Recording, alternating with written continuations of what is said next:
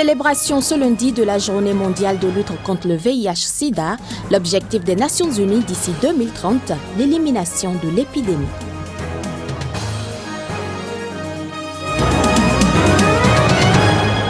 Explosion de 2 bombes ce lundi sur un marché de Maïdougouri au Nigeria, c'est suite à l'attentat de la semaine dernière.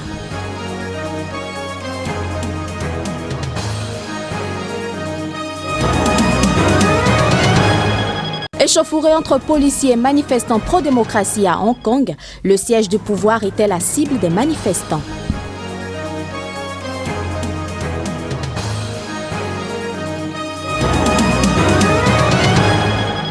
Madame, Monsieur, bonsoir. Ravi de vous retrouver pour ce nouveau rendez-vous de l'information. 2 bombes ont explosé lundi sur un marché de Maïdougouri, grande ville du nord-est du Nigeria, déjà pris pour cible par 2 femmes kamikazes la semaine dernière.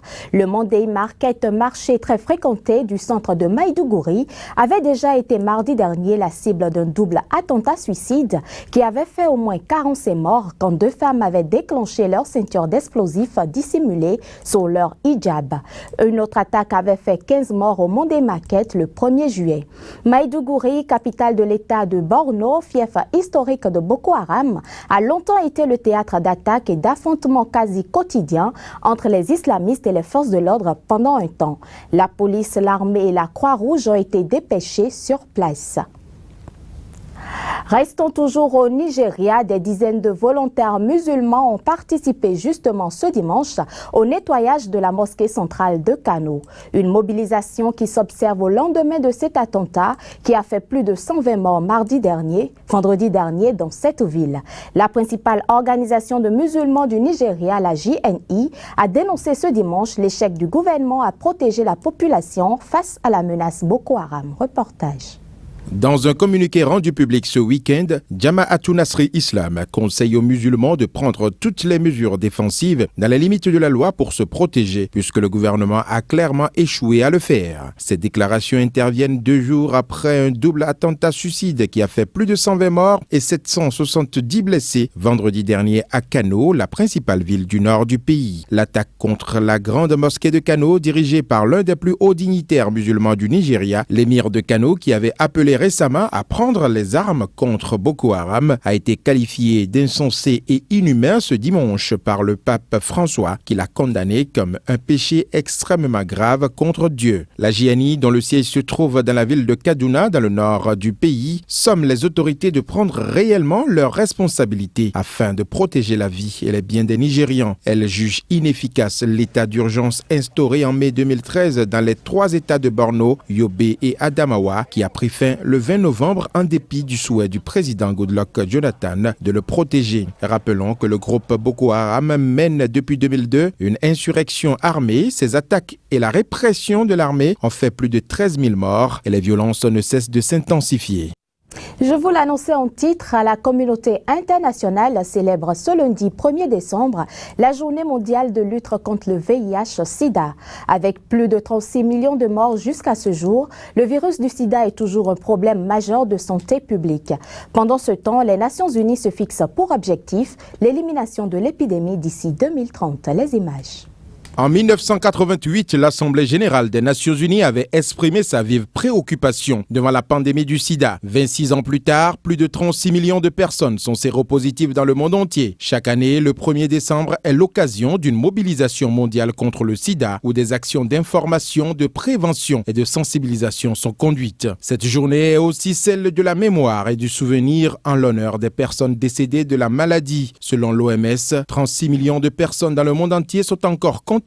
L'Afrique subsaharienne en concentre 69%. Un adulte sur 20 dans cette région du monde est porteur du virus. Si en 2013, le thème de la journée était porté sur les adolescents contaminés par le sida, en 2014, il se fait l'écho d'un rapport présenté aux Nations Unies et qui préconise d'accélérer l'action anti-sida pour juguler totalement l'épidémie d'ici 2030. En Afrique, les raisons de l'expansion du sida sont multiples. On peut citer entre autres le manque d'informations, d'infrastructures et donc de prise en charge, la pénurie de médicaments, les traitements trop onéreux, mais aussi la pérennité de certaines pratiques traditionnelles. Les femmes représentent plus de 60% des personnes vivant avec le virus du sida sur le continent africain. Pour autant, une étude concernant le Malawi, l'Ouganda et le Kenya vient de démontrer que sur ce même continent, ce sont les hommes qui répondent le moins bien au traitement. D'une façon générale, ils consultent beaucoup plus tard que les femmes et leur suivi est plus aléatoire.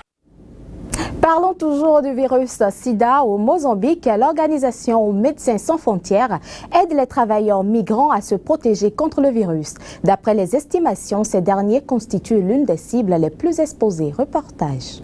Si sair traço aqui, quer dizer que esse teste est positif. Expliquer le test, piquer un doigt, attendre le résultat et référer si besoin au centre de santé le plus proche. Toute la soirée, Sébastien teste des patients pour déterminer s'ils sont séropositifs.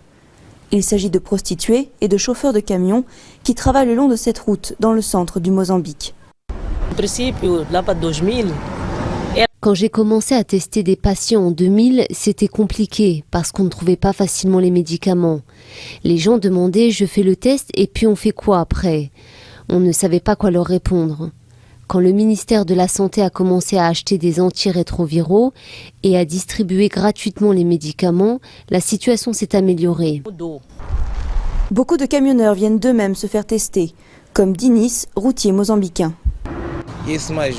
Il est préférable de connaître mon état de santé avant qu'il ne soit trop tard.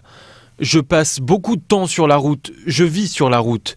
Pour les relations extra-conjugales, j'utilise toujours des préservatifs. Pour ma propre sécurité. Ces tests menés le long de la route et dans les entreprises de transport font partie d'un projet de Médecins sans frontières. Des centaines de camions sillonnent chaque jour le corridor de Tété qui relie le Malawi au port mozambicain de Beira. L'économie des mines et des transports attire des milliers de travailleurs migrants, des populations plus vulnérables au virus du sida et pour qui l'accès aux soins est compliqué à cause des horaires ou de la stigmatisation pour les travailleuses du sexe.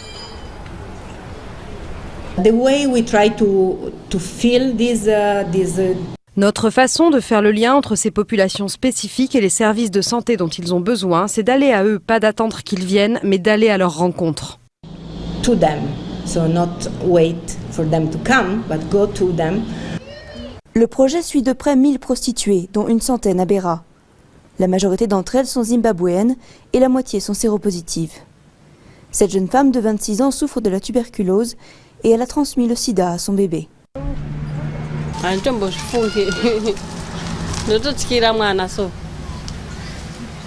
Je ne ressens plus de douleur, je ne m'inquiète pas pour moi, mais je m'inquiète pour mon enfant. Est-ce qu'il peut survivre avec tout ça?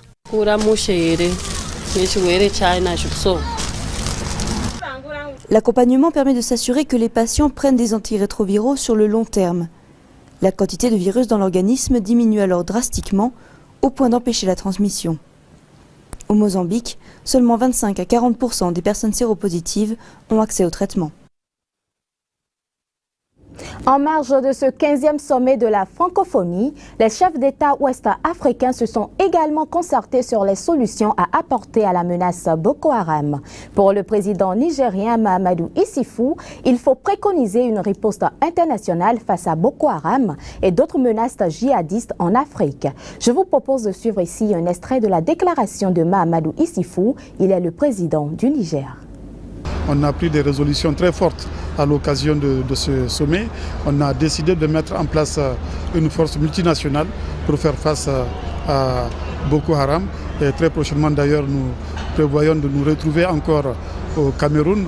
Et nos chefs d'état-major, nos ministres de la Défense se concertent régulièrement.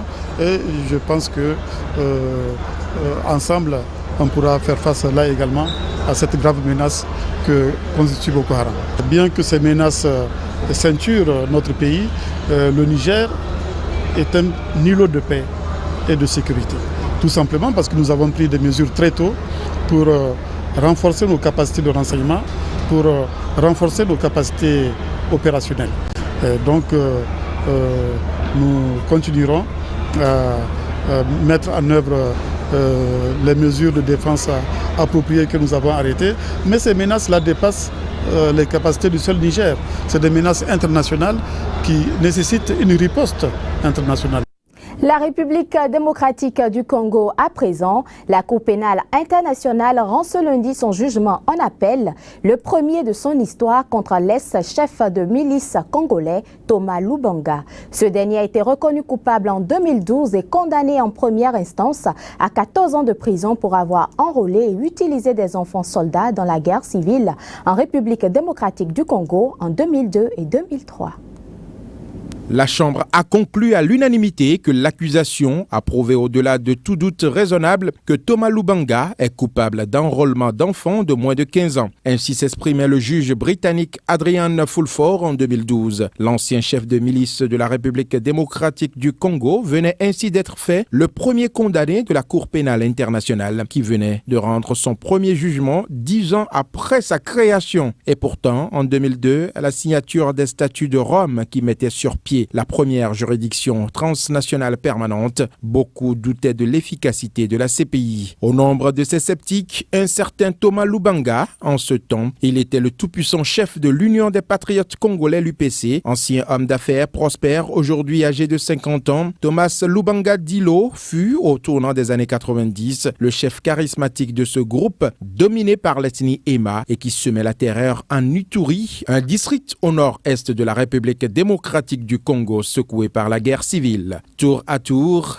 allié à l'Ouganda puis au Rwanda, l'UPC a, selon l'accusation de la CPI, conduit des massacres de centaines de civils. Les troupes de l'ONU avaient assisté impuissantes à cette vilaine guerre sur fond de rivalité ethnique pour s'assurer le contrôle des terres les plus fertiles et surtout les accès aux mines d'or. Plus de 70 000 Congolais y avaient laissé la vie. Sûr de lui, le seigneur de guerre intouchable recevait dans une vaste villa protégée par les groupes d'enfants soldats armés de Kalachnikov presque aussi hautes qu'eux. Recrutés pour leur docilité, désocialisés, les gamins étaient utilisés pour des missions les plus dangereuses, les plus sales et les plus brutales. L'ONU avait estimé qu'au plus fort de la guerre en République démocratique du Congo, 30 000 enfants avaient été enrôlés.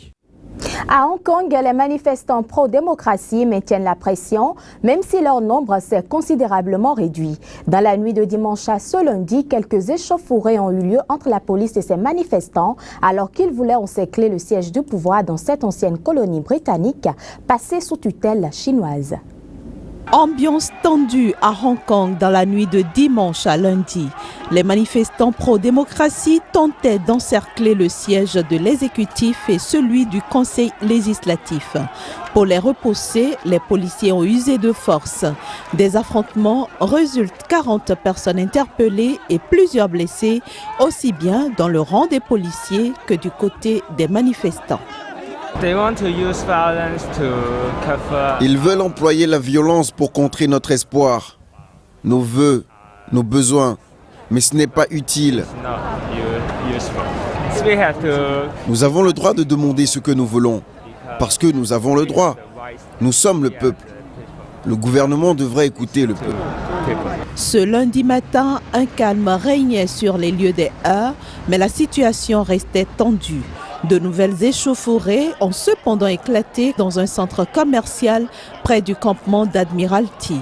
Il s'agit de l'un des 2 sites toujours occupés près du siège du pouvoir par les manifestants qui réclament l'instauration d'un véritable suffrage universel.